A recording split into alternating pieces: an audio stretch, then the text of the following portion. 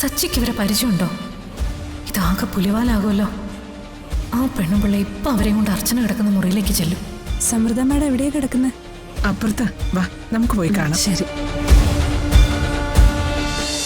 ഈ ചിത്ര പൗർണമി ഉത്സവം തീരുന്നതിന് മുന്നേ സാറിന്റെ ഭാര്യയുടെ ഓർമ്മകൾ തിരിച്ചു കിട്ടും.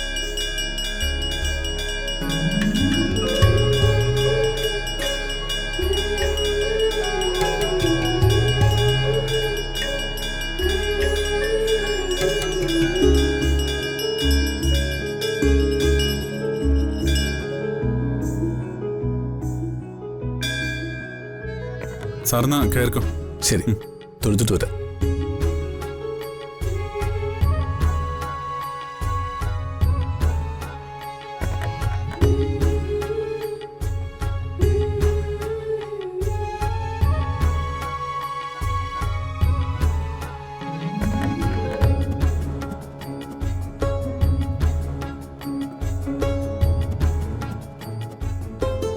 സമൃദ്ധിക്കിപ്പോൾ അവളുടെ ഓർമ്മകൾ തിരിച്ചു കിട്ടണം. എൻ്റെ ഗൗരി മോൾക്ക് അവളുടെ അമ്മയെ നഷ്ടപ്പെടുകയും ചെയ്യരുത്. കനിവുണ്ടാവണേ ദൈവമേ.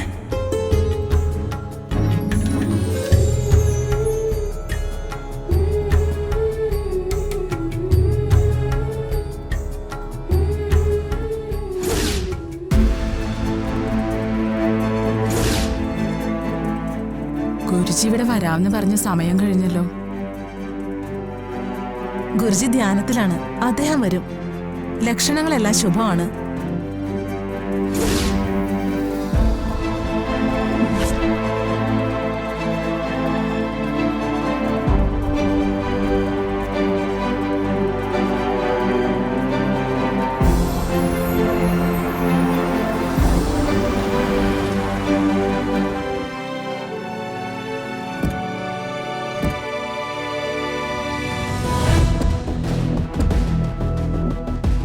അതെ മോളെ, ചികിത്സ തുടങ്ങി.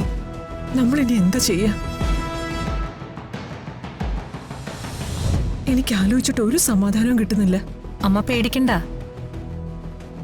മരുന്നുകൾ ശരിയായി കൊടുത്താലല്ലേ ചികിത്സ ഫലിക്കൂ.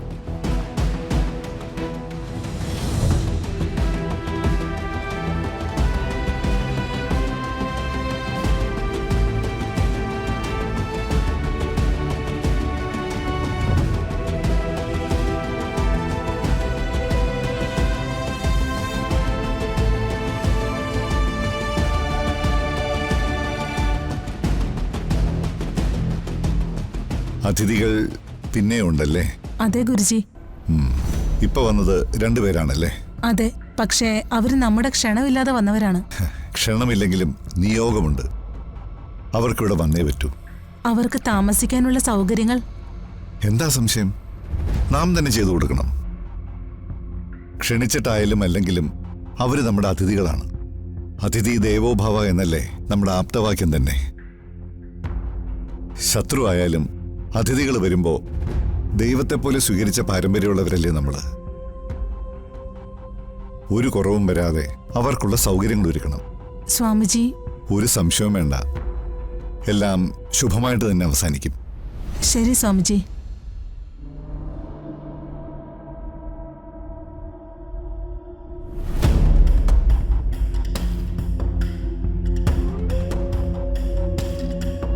അല്ല, മേഡത്തെ ഇപ്പൊ കാണാൻ പറ്റുമോ?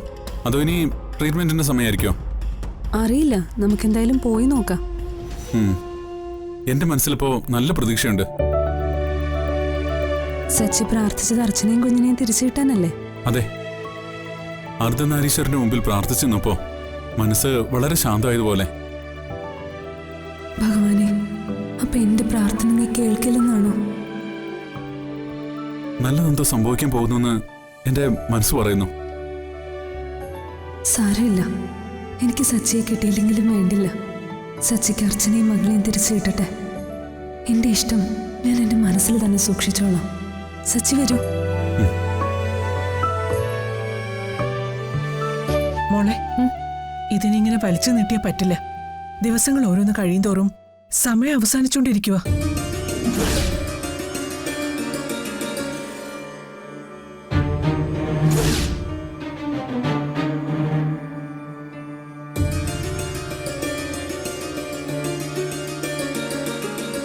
ഈശ്വര, സച്ചി ആ വക്കീലും അവരുടെ മുന്നിൽ ചെന്ന് പെട്ടാ തീർന്നു. എന്താ മോളെ, എന്തു പറ്റി? ഒന്നുമില്ലമ്മേ, ഒരു കാര്യം മറന്നു. അമ്മ നടന്നു, ഞാൻ വന്നോളാം.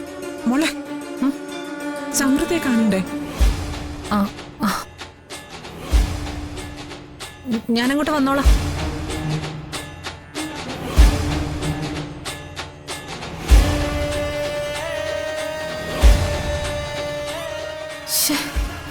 ഇവനും ഇവളും കൂടി എന്തിനാ ഇങ്ങോട്ട് കെട്ടിയെടുത്തത്? സമൃദ്ധയെ കാണാനായിരിക്കും. ആഹാ, നിങ്ങളിത് എപ്പോ വന്നു? സമൃദ്ധയെ കാണാൻ വന്നതാണോ? അതെ അമ്മേ. ഞങ്ങള് കുറച്ച് നേരത്തെ വന്നതാ.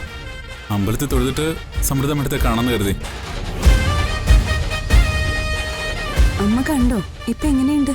ആ, കുഴപ്പമില്ല. സച്ചിക്ക് ഇവരെ പരിചയമുണ്ടോ? ഇതാകെ പുലിവാലാകുമല്ലോ. ആ പെണ്ണുപിള്ള ഇപ്പൊ അവരെയും കൊണ്ട് അർച്ചന കിടക്കുന്ന മുറിയിലേക്ക് ചെല്ലും. സമൃദ്ധ മേഡം എവിടെയാ കിടക്കുന്നത്? അപ്പുറത്താ, വാ നമുക്ക് പോയി കാണാം. ശരി.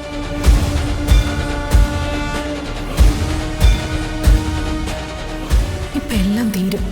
ഇത്രയും കാലം അവൻ അന്വേഷിച്ചുകൊണ്ട് നടന്ന ഭാര്യയുടെ മുൻപിലേക്കാ ആ തള്ള അവനെയും കൂട്ടി പോകുന്നത്. അവര് തമ്മിൽ കാണാൻ ഇനി നിമിഷങ്ങൾ മാത്രമേ ഉള്ളൂ. എല്ലാം തീരാൻ പോവാ. എങ്ങനെയും അത് തടയണമല്ലോ.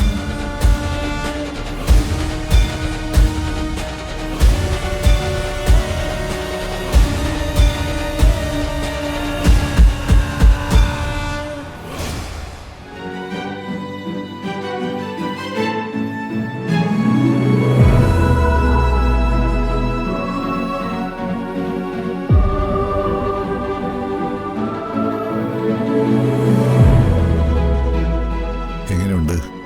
ബുദ്ധിമുട്ടൊന്നും ഉണ്ടായില്ലല്ലോ? ഇല്ല.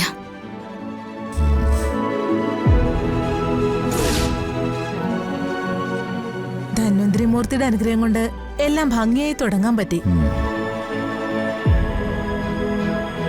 മകളുടെ ട്രീറ്റ്മെന്റ് നടക്കുന്നതിൽ ആകാംക്ഷയുള്ള ഒരുപാട് പേര് ഇവിടെ വന്നിട്ടുണ്ട്.